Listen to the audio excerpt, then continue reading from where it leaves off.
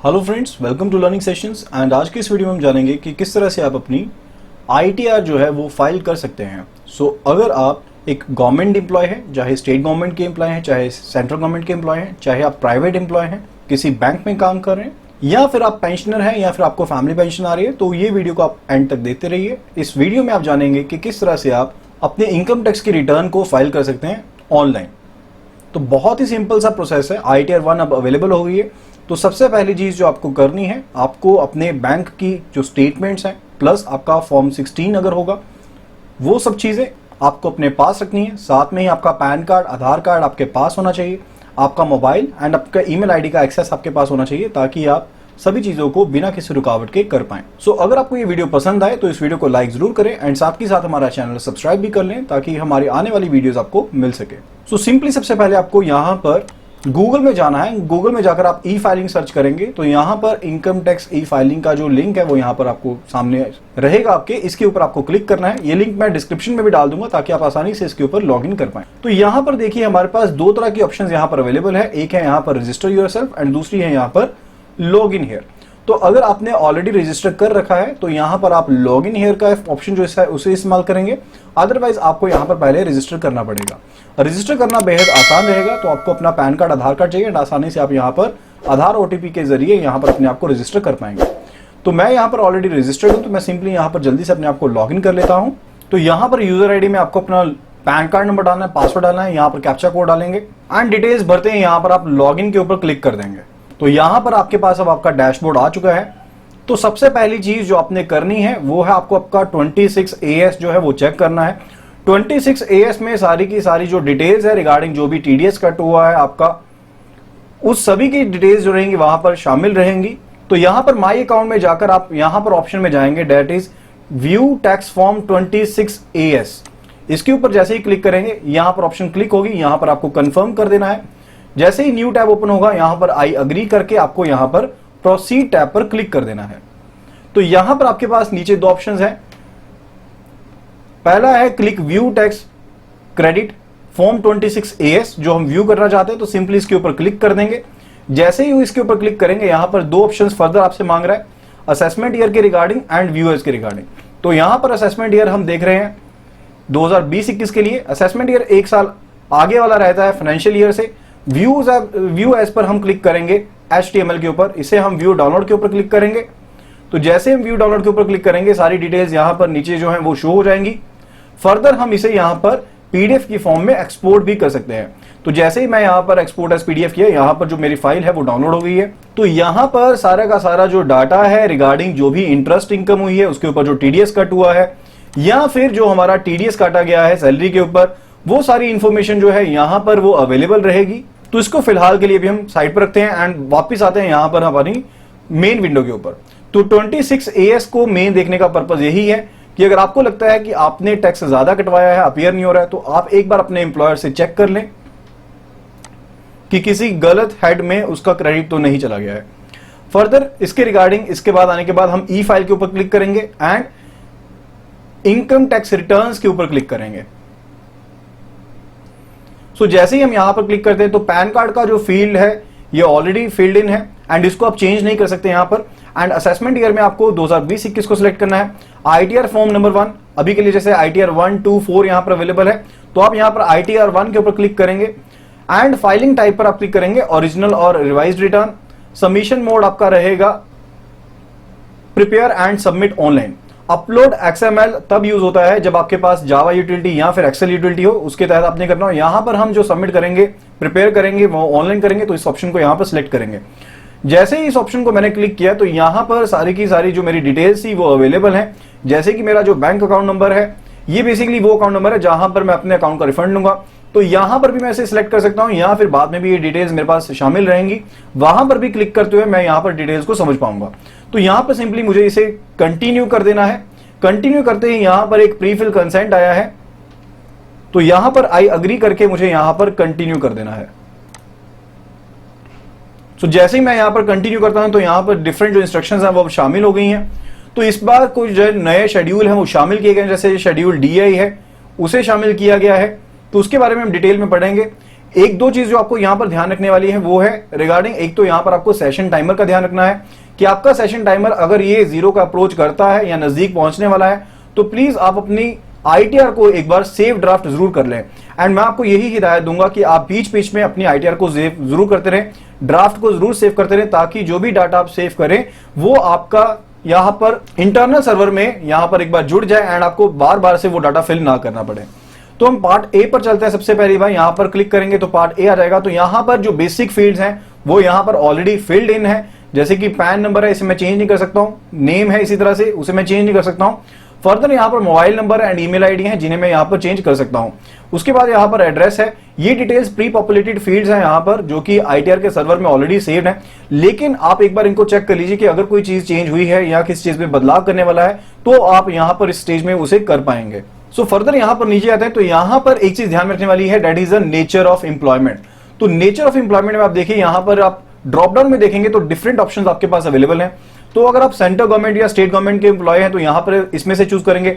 अगर आप किसी पीएसयू के एम्प्लॉय हैं, पब्लिक सेक्टर अंडरटेकिंग के एम्प्लॉय हैं, तो इस ऑप्शन को चूज करेंगे। अगर आप पेंशनर हैं तो उस केस में इस ऑप्शन को चूज करेंगे। अदरवाइज आप अदर ऑप्शन को चूज करेंगे। अगर कोई आप प्राइवेट सेक्टर से बिलोंग कर रहे हैं या फिर क्वासी गवर्नमेंट सेक्टर को बिलोंग कर रहे हैं तो आप अदर सेक्शन को यहां पर सिलेक्ट करेंगे। इसके अलावा अगर आपके पास सिर्फ और सिर्फ आपकी इंटरेस्ट इनकम है या फिर आपके पास फैमिली पेंशन आ रही है जिसके तहत आपको रिटर्न फिल करनी है तो उसके लिए आप यहां पर नॉट एप्लीकेबल वाली जो ऑप्शन है उसे सिलेक्ट करेंगे। सो इस केस में हम अदर्स को सिलेक्ट कर रहे हैं एंड फर्दर इसके बाद यहां पर आपको कुछ भी चेंज नहीं करना है। तो इस बार यहां पर 3 जो ये डिस्क्लोजर्स हैं इनको अलग से ऐड किया गया है। तो सिंपल पहले वाले को यहां पर आपने करना है यस, ये वाली ऑप्शन को, ज्यादा यहां पर सेक्शन के केस में नहीं पढ़ेंगे। एंड फर्दर यहां पर आप पढ़कर देखिए, यहां पर लिखा गया है हैव यू डिपॉजिटेड अमाउंट और aggregated of amount exceeding ₹1 crore. क्या आपने अपने करंट अकाउंट में पिछले साल के दौरान यानी कि 1 अप्रैल 2019 से लेकर 31 मार्च 2020 तक क्या आपने अपने करंट अकाउंट में 1 करोड़ या उससे ज्यादा जो अमाउंट है वो डिपॉजिट करवाया है? अगर आपने करवाया है तो आप इसे यस करेंगे, अदरवाइज आप इसे नो करेंगे। तो हमारे केस में करंट अकाउंट इन्वॉल्व नहीं है तो हम इसे नो करेंगे। सेकंड यहां पर डिस्क्लोजर है। अगर आपको यस करेंगे तो सिंपली यहां पर अमाउंट फिल कर देना, ठीक है। जैसे अगर कोई पर्सन यस करता है तो उसे सिंपली यहां पर क्या करना है, जो भी अमाउंट उसने जितना अमाउंट डिपॉजिट करवाया उस अमाउंट को फिल कर देगा। हमारे केस में नो है तो हम इसे सिंपली नो कर देंगे। इसके बाद जो सेकंड डिस्क्लोजर है दैट इज रिगार्डिंग कि जो आपने एक्सपेंडिचर किया, यानी कि अगर आप किसी फॉरेन ट्रैवल टूर पे गए हैं तो आपने कोई एक्सपेंडिचर का जो अमाउंट है अगर वो 2 लाख से ज्यादा किया है तो उसके बारे में आपको डिस्क्लोज करना है यहां पर। तो यहां पर ये भी हमारे केस में नो है। थर्ड डिस्क्लोजर है, क्या पिछले साल के दौरान जो इलेक्ट्रिसिटी के ऊपर खर्चा हुआ है क्या एग्रीगेट अमाउंट उसका 1 लाख रुपए से ज्यादा है? अगर ज्यादा है तो उसके केस में आपको यहां पर यस करते हुए अमाउंट को भर देना। हमारे केस में ये नो है तो इसे नो कर देंगे। फर्दर जो ये डाटा है like receipt number and date of filing, ये जब हम रिटर्न को फाइल कर देंगे उसके बाद आएगा। तो यहां पर सिंपली हम सेव ड्राफ्ट कर दे रहे हैं एंड फर्दर अगली स्क्रीन पर चलते हैं। तो अगली स्क्रीन है रिगार्डिंग हमारी कंप्यूटेशन ऑफ इनकम टैक्स। तो ये मेन स्क्रीन है जहां पर हमने सारी की सारी जो डिटेल्स हैं वो डालनी है। तो यहां पर जो भी आपने सैलरी डालनी है एज पर सेक्शन 17(1) वो यहां पर आप डालेंगे जो 16 नंबर फॉर्म में आपके दिए गए हैं। तो उसके हिसाब से आप जो इमोल्यूमेंट्स हैं उनको यहां पर एडअप करेंगे। लाइकवाइज हमारे केस में ये जो है डेट इज 8,76,000, तो इसे हम यहां पर फिल इन कर दे रहे हैं। इसके बाद है value of perks as per section 17(2). तो ये जो वैल्यूज हैं जैसी की तैसी आपको 16 नंबर फॉर्म में दी गई हैं वैसी की वैसी आपको यहां पर फिल इन करनी है। ये बहुत इंपॉर्टेंट है। अगर कोई आपके पास यहां पर सेक्शन है जो इसको बिलोंग कर रहा है एंड उसके अंडर ये दी गई है तो आप यहां पर फिल कर दीजिए। एंड कई इंप्लॉयर्स के केस में ये कह रहता है 16 नंबर फॉर्म में बाइफर्केटेड नहीं रहती हैं, तो उसके केस में आप अपने एम्प्लॉयर से बाइफर्केशन के बारे में पूछ सकते हैं ताकि आप अप्रोप्रिएट सेक्शन में इसे भर सके। फर्दर अपने यहां पर देखना है जो एग्जाम्पशन यहां पर अलाउड है सैलरीड इनकम के ऊपर सेक्शन 17(1), सेक्शन 17(2), 17(3) के अंडर, उसके बारे में यहां पर बताया गया है। जो सेक्शन 10 के अंडर आपको एग्जाम्पशन मिलेंगे यहां पर। लाइकवाइज एलटीसी के ऊपर अगर कोई एग्जाम्पशन है, एलटीसी के अंडर जो अमाउंट अर्न किया आपने, इसी तरह से अगर कोई रेम्युनरेशन मिला है एज एन ऑफिशियल, अगर गवर्नमेंट ऑफ इंडिया की तरफ से कोई पर्क्स वगैरह पे किए गए हैं। फर्दर अगर कोई रिटायरमेंट के ऊपर या डेथ के ऊपर अगर कोई ग्रेच्युटी मिली है, तो बहुत से लोग रहते हैं जहां पर ग्रेच्युटी रिसीव होती है जब वो रिटायर हुए हैं, चाहे वॉलंटरी रिटायरमेंट हुई है, तो उसके केस में ग्रेच्युटी रिसीव हुई तो वो यहां पर इस सेक्शन में भरी जाएगी। तो जैसे ही आप इसे यहां पर सिलेक्ट करेंगे तो आपको यहां पर अमाउंट भर देना है। इसके अलावा यहां पर अगर कोई आपको कम्यूटेड वैल्यू पेंशन की रिसीव हुई है, पेंशन कम्यूट करवाते हैं ना, जब रिटायरमेंट के टाइम पर हम पेंशन को कम्यूट करवाते हैं, उसकी वैल्यू रिसीव हुई है तो यहां पर उसे ऐड कर देंगे। इसी तरह से डिफरेंट डिफरेंट अगर आपको सेक्शन ऐड करने तो यहां पर आप जितने मर्जी जो सेक्शन है उन्हें ऐड कर सकते हैं। जैसे हम यहां पर हमें कोई भी अलाउड नहीं है, कोई भी हमें जरूरत नहीं है, तो यहां पर हम कोई भी फिल नहीं करें। इसी तरह से कोई इंकैशमेंट हुई है रिटायरमेंट के ऊपर, लीव इंकैशमेंट आपको मिली है, उसके अंडर आपको एग्जाम्पशन मिल जाएगी। फर्दर ऑफिशियल गजट के थ्रू अगर कोई कंपनसेशन जो लिमिट है वो तय की गई है सेंट्रल गवर्नमेंट की तरफ से, वो इन सेक्शन 1010B में 1010C में रहेगी। फर्दर ये बहुत इंपॉर्टेंट है, दैट इज रिगार्डिंग की HRA। तो HRA में जो एक्सपेंडिचर किए गए हैं वो यहां पर रहेंगे। बहुत से जो एम्प्लॉय रहते हैं वो HRA क्लेम करते हैं, तो यहां पर जो अमाउंट क्लेम करना है वो सेक्शन 1013A में यहां पर क्लेम किया जाएगा। इसके अलावा अगर कोई और चीज आपको लगती है जिसके ऊपर एग्जाम्पशन है तो आप एनी अदर लिखकर यहां पर उसे वैल्यू को फिल इन कर सकते हैं। तो हमारे केस में कोई भी यहां पर फील्ड हमें फिल इन नहीं करना है, तो हम इसे सिंपली सिलेक्ट कर देते हैं। उसके बाद यहां पर बात आती है नेट सैलरी। तो आपकी नेट सैलरी यहां पर आ गई, डिडक्शंस आ गई, क्योंकि इस बार 2019-20 जो फाइनेंशियल ईयर है यहां पर जो डिडक्शन स्लैब है वो कितना है, 5 लाख रुपए का है। तो अगर यहां पर कोई प्रोफेशनल टैक्स लिवाय किया जा रहा है तो उसको आप यहां पर फिल इन कर देंगे। हमारे केस में 200 रुपीज पर मंथ है, तो यहां पर 2400 रुपीज है। इसी तरह से टाइप ऑफ हाउस प्रॉपर्टी, तो next it is regarding the house property, type of house property. तो हाउस प्रॉपर्टी का क्या टाइप है, सेल्फ ऑक्यूपाइड है किस तरह से, यानी कि अगर आपने रेंट पर दे रखी है तो आपको उससे कितनी इनकम हो रही है। लाइकवाइज अगर हम करते हैं लेट आउट है, तो लेट आउट के केस में हमें कितनी इनकम हो रही है, लेट इट बी कि हमें 50,000 रुपीज की सालाना आमदन हो रही है। ठीक है, तो यहां पर हम इसे मेंशन कर सकते हैं। ठीक है, उसके अलावा अगर कोई आपने टैक्स पे किया है, लोकल अथॉरिटीज को प्रॉपर्टी टैक्स पे किया उसके रिगार्डिंग, तो वो यहां पर डिटेल्स फिल कर सकते हैं। तो हमारे केस में यहां पर प्रॉपर्टी यहां पर रेंट पर नहीं दी है, तो ये सेल्फ ऑक्यूपाइड है, तो सेल्फ ऑक्यूपाइड वाला ऑप्शन यहां पर सिलेक्ट कर लेंगे। फर्दर यहां पर interest payable on borrowed capital, यानी कि जो लोन आपने ले रखा था उसके ऊपर आपको कितना इंटरेस्ट मिला। हमारे केस में ये अमाउंट है 1,60,000। ठीक है, तो यहां पर 1,60,000 को जैसे ही मैं फिल करूंगा तो ये फिगर जो रहेगी नेगेटिव में रहेगी, क्योंकि इस अमाउंट के ऊपर हमें रिबेट मिलनी है। फाइन। इसके बाद आता है इनकम फ्रॉम अदर सोर्सेज। तो एक चीज आपको यहां पर बताता हूं कि अगर आपकी सिर्फ और सिर्फ इंटरेस्ट इनकम है ना, तो आपको ये सब चीजें कुछ भी नहीं भरनी है, ये सब चीजें कुछ भी नहीं भरनी है। ठीक है, तो सिंपली आपको इस सेक्शन पर आना है। तो यहां पर ऑलरेडी क्योंकि 26 AS में हमारी ये इनकम शो हो रही है, तो यहां पर ऑलरेडी आ रहा है इंटरेस्ट फ्रॉम डिपॉजिट्स। तो इंटरेस्ट फ्रॉम डिपॉजिट में 55,788 रुपीज आ रहे हैं। ठीक है, इसके अलावा अगर कोई हम यहां पर अमाउंट ऐड करना चाहते हैं तो यहां पर सिंपली हम इसे सिलेक्ट करेंगे, यानी कि अगर कोई आपका इंटरेस्ट फ्रॉम सेविंग अकाउंट है, सेविंग अकाउंट के आपके पास कोई इंटरेस्ट है तो आप यहां पर उसे फिल करेंगे। लाइकवाइज यहां पर इस केस में जो इंटरेस्ट मिल रहा है saving account say that is 2628। ठीक है, तो हम इसे यहां पर ऐड कर देंगे। एंड साथ ही साथ जो डिडक्शन है आपको सेविंग अकाउंट के इंटरेस्ट के ऊपर वो भी मिलती है।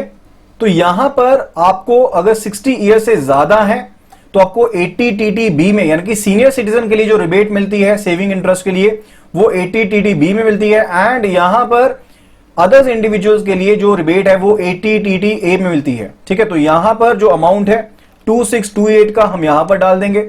अगर इसकी कैपिंग की रखी है, यानी कि मैक्सिमम जो आपको यहां पर इंटरेस्ट रिबेट अलाउड है सेविंग अकाउंट के केस में वो 10,000 का रहता है। अगर यहां पर मैं 11,500 भी डालता हूं तो भी ये मैक्सिमम जो अमाउंट यहां पर पिक करेगा,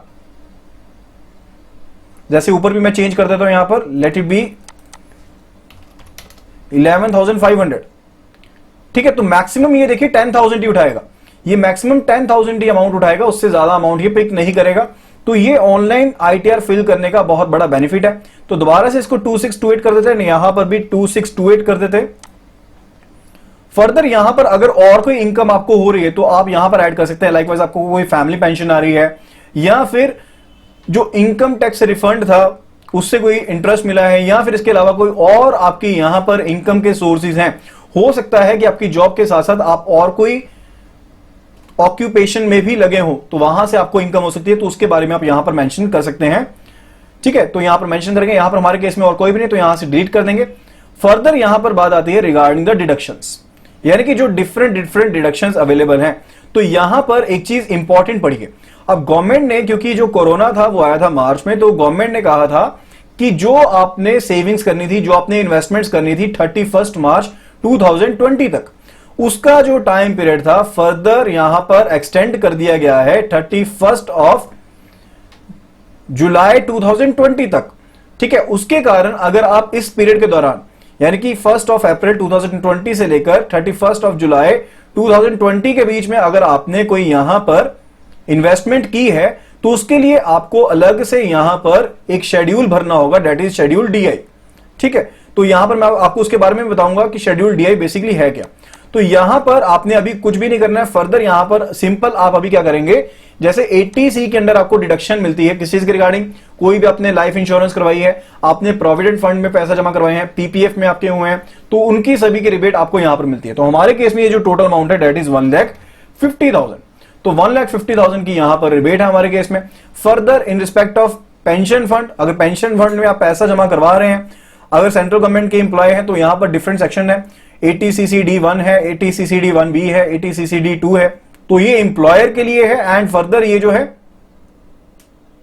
कंट्रीब्यूशन है पेंशन स्कीम की टू द सेंट्रल गवर्नमेंट के लिए। ठीक है, तो यहां पर उसके रिगार्डिंग जो रहेंगे आपने वहां पर भरना है, जो यहां पर एप्लीकेबल रहेगा। अगर आप जमा करवा रहे हैं तो उस केस में आप करेंगे, अदरवाइज आपको इन सेक्शंस को नहीं भरना है। तो यहां पर जैसे ही मैंने 1,50,000 का अमाउंट भरा यहां पर, तो पहले मैं इस पॉइंट के ऊपर क्लिक नहीं कर पा रहा था, लेकिन अब मैं यहां पर यस और नो का क्लिक कर सकता हूं। जैसे ही मैं इसको यस करता हूं तो यहां पर शेड्यूल डीआई में मेरा ये अमाउंट जो है ये शो करेगा, शेड्यूल डीआई में ये अमाउंट मेरा शो करेगा। इसके बारे में अभी हम फर्दर बाद में बात करेंगे, फिलहाल के लिए हम बात करें यहां पर हमारी डिडक्शंस के रिगार्डिंग। तो अभी से एक बार यस रहने देते।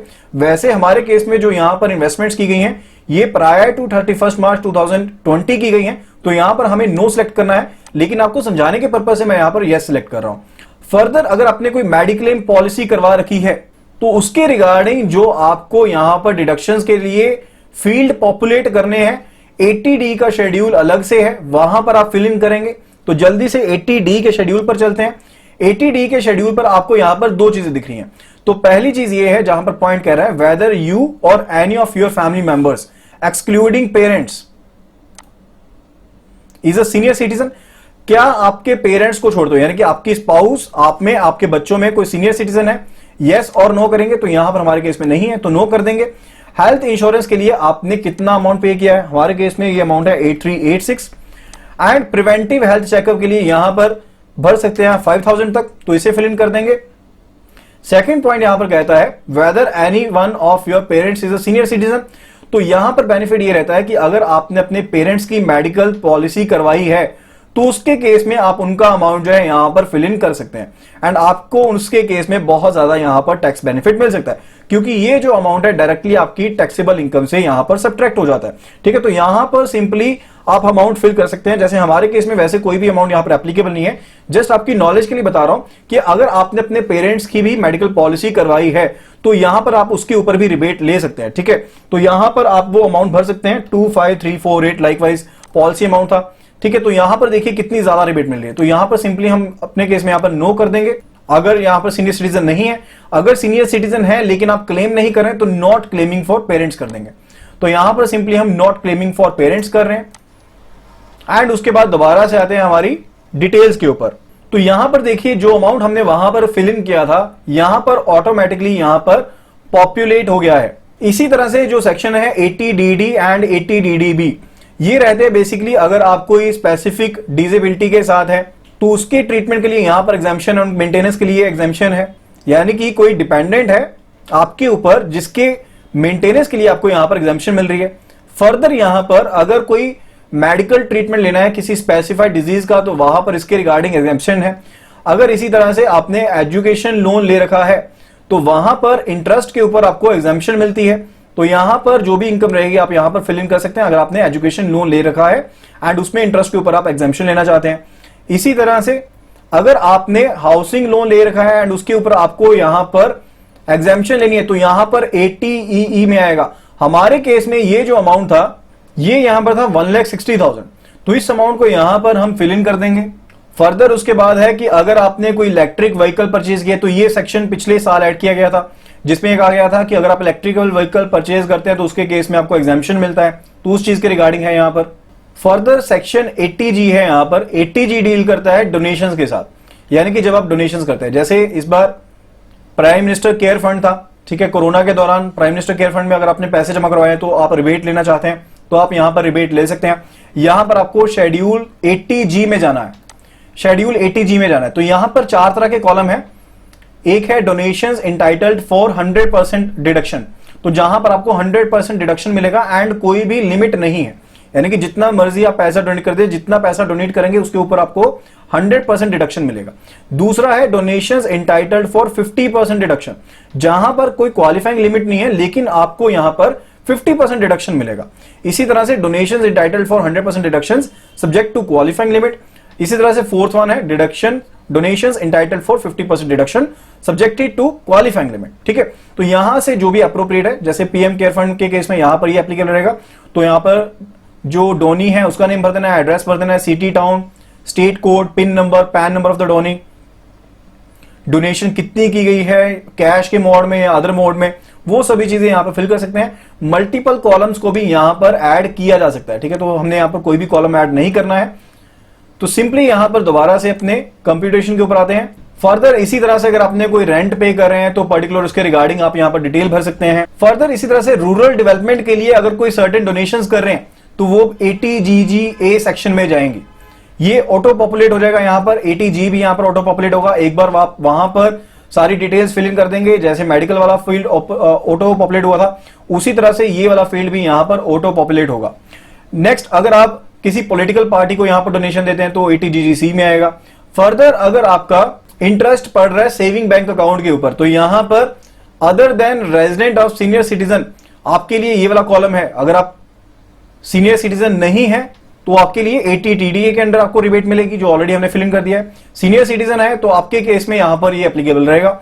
एंड ये जो फील्ड पॉपुलेट होते हैं ये बेसिकली आपके डेट ऑफ बर्थ जो ऑलरेडी सर्वर में सेव्ड है उसके हिसाब से रहेगा। अगर सीनियर सिटीजन रहेगा तो उसके केस में इस फील्ड में आप कुछ भी एंटर नहीं कर पाएंगे, आप 80TTB में ही एंटर कर पाएंगे। फर्दर अगर पर्सन विद डिसेबिलिटी है तो उसके केस में जो यहां पर एग्जेम्पशंस अलाउड है तो यहां पर आप फिल करेंगे कि सेल्फ विद डिसेबिलिटी है या फिर सेल्फ विद सिवियर डिसेबिलिटी है, वो उस ऑप्शन को सिलेक्ट करते हुए आप यहां पर सिलेक्ट करेंगे।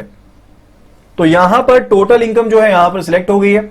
फर्दर अगर कोई आपकी इनकम है जो एग्जेम्प्टेड है लेकिन आपको यहां पर उसे शो करना चाहिए, आपकी इनकम एग्जेम्प्टेड है लेकिन आपको शो करना चाहिए, तो एग्रीकल्चर इनकम अगर 5,000 रुपए से ज्यादा है तो उसके केस में आपको अलग से ITR जो भी एप्लीकेबल है वो भरनी पड़ेगी। तो यहां पर डिफरेंट चीजें देख लेते हैं कौन कौन सी हैं। तो एग्रीकल्चर इनकम अगर आपकी लेसर देन और इक्वल टू 5,000 है तो यहां पर सिलेक्ट कर सकते हैं। इसी तरह से अगर कोई डिजास्टर के केस में अगर कोई कंपनसेशन मिली है सेंट्रल गवर्नमेंट से, स्टेट गवर्नमेंट से, लोकल अथॉरिटी से, तो यहां पर फिल करेंगे। ये सेक्शन बहुत इंपॉर्टेंट है, दैट इज 1010D। क्यों इंपॉर्टेंट है? जैसे आपने कोई LIC पॉलिसी करवाई थी, अब वो पॉलिसी क्या हो गई, मैच्योरिटी हो गई है, तो आपको एक सम एलोकेटेड जो किया गया था बोनस के रूप में या जो और अमाउंट मिलना था आपको, वो अमाउंट आपको यहां पर रिसीव हुआ। तो यहां पर इस अमाउंट को सिलेक्ट करके आप यहां पर डिटेल्स फिल कर सकते हैं। चाहे ये अमाउंट के ऊपर कोई भी यहां पर इनकम टैक्स नहीं लगेगा, एग्जेम्प्टेड है, लेकिन आपने उस इनकम को शो करना होता है एंड आप इस सेक्शन के अंदर यहां पर शो कर सकते हैं। एग्जेम्प्टेड इनकम के केस में यहां पर शो कर सकते हैं। ठीक है, इसी तरह से कोई प्रोविडेंट फंड मिलता है आपको, या फिर रिटायरमेंट के टाइम पर सुपरएनुएशन फंड मिलता है, कोई स्कॉलरशिप ग्रांट मिलती है, कोई अलाउंसेस मिलते हैं, कोई अवार्ड मिलता है गवर्नमेंट की तरफ से। जो परमवीर चक्र पर्सन है, जो होल्डर हैं, उन्हें यहां पर अगर किसी तरह का पेंशन रिसीव हो रहा है। इसी तरह से अगर किसी पर्सन को डिफेंस मेडिकल डिसेबिलिटी पेंशन मिल रही है, आर्म्ड फोर्सेस के केस में ये एप्लीकेबल है यहां पर। ठीक है, फर्दर सेक्शन 1026 में ना 15 टाइप्स ऑफ इनकम आती हैं, तो आप यहां पर इनकम टैक्स की वेबसाइट के ऊपर जाकर उसे चेक कर सकते हैं। तो उनके ऊपर अगर आपकी इनकम फॉल करे तो उसमें एंटर कर सकते हैं। इसके अलावा अगर कोई एग्जेम्प्टेड डिविडेंड इनकम है, ठीक है, तो वो सभी एग्जेम्प्टेड इनकम्स जो आपने शो करनी है लेकिन एग्जेम्प्टेड है, यानी कि जिनके ऊपर टैक्स नहीं पड़ना है, वो आप यहां पर शो करेंगे। तो हमारे केस में ये कोई भी नहीं है तो इसे सिंपली सिलेक्ट पर रहने देंगे। तो यहां पर आप देख रहे हैं कि यहां पर जो टैक्स पेएबल है वो सारी डिटेल ऑटोमेटिकली यहां पर कंप्यूट हो चुकी है। तो इसे जल्दी से हम सेव ड्राफ्ट कर लेते हैं एंड नेक्स्ट विंडो की तरफ चलते हैं। तो इस विंडो में यहां पर जो भी टैक्स डिटेल्स हैं आपकी ऑटो पॉपुलेटेड रहेंगी। जितना भी टोटल आपका टैक्स डिडक्ट किया गया है उसकी सारी डिटेल्स यहां पर डिडक्टेड रहेंगी, यानी कि सैलरी के केस में एज पर फॉर्म 16 जो एम्प्लॉयर के द्वारा इशू किया गया है उसके केस में कितना है, एंड फर्दर इसी तरह से अदर देन सैलरी के केस में कितना है, तो वो सभी डिटेल्स यहां पर मेंशन्ड है। तो इस सेक्शन का आपके फॉर्म 16 के साथ मैच करना बहुत ज्यादा जरूरी है। अगर कोई वेरिएशन है तो प्लीज अपने एम्प्लॉयर के नॉलेज में लेकर आइए ताकि उसको रेक्टिफाई किया जा सके। फर्दर हम यहां पर क्लिक करेंगे टैक्स पेड एंड वेरिफिकेशन के ऊपर। तो टैक्स पेड एंड वेरिफिकेशन के ऊपर यहां पर जो भी टोटल यहां पर अमाउंट बन रहा है, जो भी रिफंड बन रहा है, उसके हिसाब से यहां पर जो वैल्यू आपको शो हो जाएगी कि आपका रिफंड कितना बन रहा है। ठीक है, यहां पर आप account number and IFSC code आपको सिंपली प्रोवाइड करना होता है। बैंक का नेम अपने आप ऑटो पॉपुलेट हो जाता है। तो यहां पर मल्टीपल अकाउंट है तो आप सिंगल अकाउंट को सिलेक्ट कर लेंगे। यहां से एक बार ध्यान से चेक कर लेंगे कि आपका account number and IFSC code बिल्कुल सही है। उससे पहले मैं आपको लेकर चलता हूं शेड्यूल डीआई में। तो शेड्यूल डीआई में आपको याद होगा कि हमने 80C के अंदर यहां पर भरी थी, इनकम भरी थी, जिसमें हमने कहा था कि कुछ एक पार्ट जो है हमने यहां पर 1 अप्रैल 2020 से लेकर 31 जुलाई 2020 के बीच में यहां पर जमा करवाया। तो यहां पर आपको ये अमाउंट जो है यहां पर लिखना है, यानी कि जितना अमाउंट आपने इस टाइम पीरियड में जमा करवाया, इन 4 महीनों के दौरान जमा करवाया है, वो आप यहां पर लिखेंगे। ये जस्ट मैंने आपको समझाने के पर्पज से लिखा है, यानी कि टोटल जो अमाउंट है एलिजिबल है आपका जो 1.5 लाख रुपए है यहां पर 80C के अंदर है। लेकिन यहां पर जो अमाउंट आपने 1 अप्रैल से लेकर 31 जुलाई तक जमा करवाया वो यहां पर आएगा। लाइकवाइज अगर हम कहें कि हमने कोई LIC पॉलिसी थी, वो हमने 25,000 रुपीज की करवाई थी 20 मार्च को, जो पिछले साल करनी थी, 20 अप्रैल को करवाई है जो पिछले साल करनी थी, लेकिन हम लेट करवा पाए ड्यू टू कोविड सिचुएशन। ठीक है, तो उसको 25,000 को हम यहां पर फिल इन कर देंगे। ठीक है, एक चीज आपने ध्यान रखनी है कि अगर आप अगले फाइनेंशियल ईयर के लिए आपने करवाई इस टाइम के दौरान, मान लीजिए कि मैंने पीपीएफ में एंट्री कराई 50,000 की, लेकिन मैंने उसे कंसीडर करना है अगले फाइनेंशियल ईयर के लिए, जो 2019 का फाइनेंशियल ईयर था उसके लिए मैंने उसको कंसीडर नहीं करना, तो उसके केस में यहां पर मैं पीछे वहां पर नो ही रहने दूंगा, उससे सिलेक्ट नहीं करूंगा। तो हमारे केस में भी जो सारी की सारी जो यहां पर इन्वेस्टमेंट की गई थी वो की गई थी प्रायर टू 31 मार्च 2020। तो वापिस से यहां पर आते हैं, यहां पर जहां पर हमने यस किया है उसे हम नो कर देंगे, उसे हम सिंपली नो कर देंगे। ठीक है, तो यहां पर टैक्सेस पेड एंड वेरिफिकेशन पर आते हुए यहां पर आप सभी चीजों को चेक कर लेंगे। अगर आपका यहां पर अमाउंट टैक्स का पे करना बनता होगा, अगर आपका कोई अमाउंट टैक्स पे करना बनता होगा, यहां पर ई पे टैक्स कर सकते हैं, यानी कि आप ऑनलाइन ही टैक्स को पे कर सकते हैं। एंड वहां से जो BSR कोड या जो डिटेल्स आएंगी वो यहां पर टैक्स डिटेल्स की कॉलम में जाकर आपको ऐड कर देनी है। यानी कि अगर आपने कोई सेल्फ असेसमेंट टैक्स पे किया है, कोई सेल्फ असेसमेंट टैक्स पे किया है, तो उसके केस में आप जो डिटेल्स हैं यहां पर मेंशन करेंगे, जिसमें जो BSR कोड है, डेट ऑफ डिपॉजिट है, सीरियल नंबर ऑफ चालान है एंड टैक्स पेड जितना अमाउंट है वो आप यहां पर ऐड करेंगे। तो हमारे केस में ये अमाउंट एग्जिस्ट नहीं करता, तो सिंपली यहां पर टैक्स डिटेल एंड वेरिफिकेशन के ऊपर जाएंगे। फर्दर यहां पर जाकर आपको वेरिफिकेशन कॉलम में यहां पर जो नेम है, जो फादर्स नेम है, वो ऑटो पॉपुलेटेड रहेगा।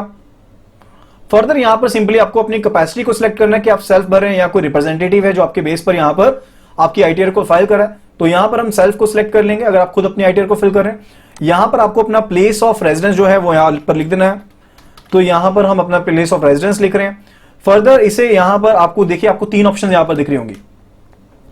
पहली ऑप्शन है कि I would like to e verify, कि मैं ई वेरीफाई करना चाहता हूं आधार को यूज करते हुए, प्री वैलिडेटेड बैंक अकाउंट के थ्रू, या फिर प्री वैलिडेटेड डीमेट अकाउंट के थ्रू, डिजिटल सिग्नेचर्स के थ्रू, या जो भी मोड ऑफ मेथड्स है उनके थ्रू। दूसरी ऑप्शन है कि मैं ई वेरीफाई तो करना चाहता हूं लेकिन 120 दिन के अंदर अंदर, यानी कि जब मैंने डेट फाइलिंग की है, ये मेरी फाइलिंग डेट रहेगी, उसके बाद 120 दिन के अंदर अंदर मैं इसे ई फाइल करना चाहता हूं। तो आप यहां पर इस ऑप्शन को सिलेक्ट कर लीजिए एंड उसके बाद आप क्लिक कर दीजिए प्रीव्यू एंड सबमिट के ऊपर। तो यहां पर ये एक अलर्ट बॉक्स शो कर रहा है, that is please verify that all the details are valid, तो इसे ओके कर दीजिए। जैसे ही आप इसे ओके करेंगे तो यहां पर एक सारी जो डिटेल्स आपने फिल करी थी वो आपकी एज इट इज यहां पर शो होंगी। तो आप इसे click here to download the preview PDF भी कर सकते हैं। तो जैसे ही आप यहां पर डाउनलोड करेंगे ये PDF आपका, आप इसे ओपन करते हुए सारी डिटेल्स जो आपने फिल की हैं उन्हें देख सकते हैं एंड फर्दर चेक कर सकते हैं कि जो डिटेल्स हैं वो सही हैं या नहीं है। प्रीव्यू एंड सबमिट के बाद आप यहां से सिंपली सबमिट भी कर सकते हैं या फिर यहां से सिंपली एग्जिट कर सकते हैं। तो हमारी अब ये जो ITR है अभी ये ड्राफ्ट के रूप में यहां पर सेव हो गई है। जब आपने, यानी कि 120 दिन का अब आपको टाइम मिल जाएगा जिसके दौरान सबमिट करने के दौरान, जैसे हमने तो यहां पर एग्जिट कर दिया ना, तो ड्राफ्ट के रूप में सेव हो गया। अदरवाइज अगर आप सबमिट करते हैं तो आपने दोबारा से माई अकाउंट पर जाना है, वहां पर ई वेरीफाई रिटर्न के ऊपर जाएंगे। तो हमारे केस में यहां पर कोई भी पेंडिंग रिटर्न नहीं है, अगर पेंडिंग रिटर्न होगी तो वो आपको यहां पर शो होगी, उसके ऊपर आप क्लिक करेंगे तो एंड ई वेरीफाई करते हुए आधार OTP के थ्रू आप उसे आसानी से वेरीफाई कर सकते हैं। आप अपने अकाउंट का यूज करते हुए भी उसे वेरीफाई कर सकते हैं, लेकिन आधार ओटीपी वाली ऑप्शन जो है वो ज्यादा कन्वीनियंट रहेगी। सो आप आधार ओटीपी के थ्रू उसे आसानी से वेरीफाई कर सकते हैं। सो इस तरह से आप अपनी आईटीआर को खुद से अच्छे से फाइल कर सकते हैं, पूरी सेटिस्फेक्शन के साथ फाइल कर सकते हैं। लेकिन आप इस चीज को मेक श्योर कर लीजिए कि जो भी डिटेल्स आप फिल इन करें वो बिल्कुल देख परख के, अच्छे से जांच परख के डिटेल्स को फिल इन करें। सो आज की वीडियो के लिए इतना ही। आई होप आपको ये वीडियो पसंद आई होगी। अगर आपको ये वीडियो पसंद आई है तो जल्दी से इस वीडियो को लाइक कर दीजिए एंड शेयर कर दीजिए, एंड साथ के साथ हमारे चैनल को सब्सक्राइब भी कर लें। So thank you so much and see you again in the next video.